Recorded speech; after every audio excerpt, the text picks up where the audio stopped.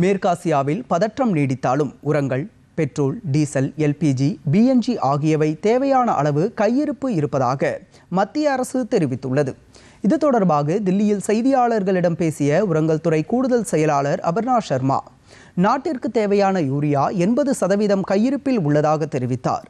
வளைகுடா நாடுகளை தவிர்த்து பிற நாடுகளில் இருந்தும் இறக்குமதி செய்ய அரசு நடவடிக்கை எடுத்து வருவதாகவும் அவர் விளக்கமளித்தார்.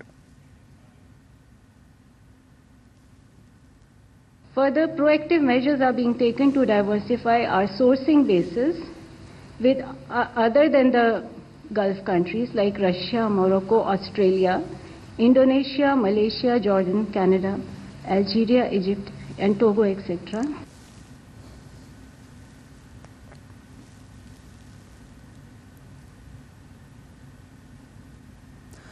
தொடர்ந்து பேசிய பெட்ரோலியம் மற்றும் இயற்கை எரிவாயு அமைச்சக இணைச் செயலாளர் Sujatha Sharma, petrol, diesel, LPG, PNG ஆகியவை போதுமான அளவுக்கு கையிருப்பில் இருப்பதாக குறிப்பிட்டார்.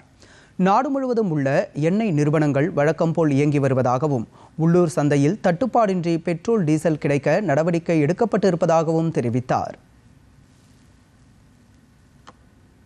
தொடர்ந்து பேசிய வெளியுறவுத்துறை செய்தி தொடர்பாளர் ரந்தீர் ஜெய்ஸ்வால், வளைகுடா நாடுகளில் உள்ள இந்தியர்களின் பாதுகாப்பை உறுதி செய்ய பிரதமர் நரேந்திர மோடி தொடர் முயற்சிகளை மேற்கொண்டு வருவதாக தெரிவித்துள்ளார். சவுதி அரேபிய இளவரசர் உள்ளிட்ட பல்வேறு தலைவர்களோடு பிரதமர் தொடர்பு கொண்டு நடத்திய பேச்சுவார்த்தை ஆக்கப்பூர்வமாக இருந்ததாகவும் குறிப்பிட்டார்.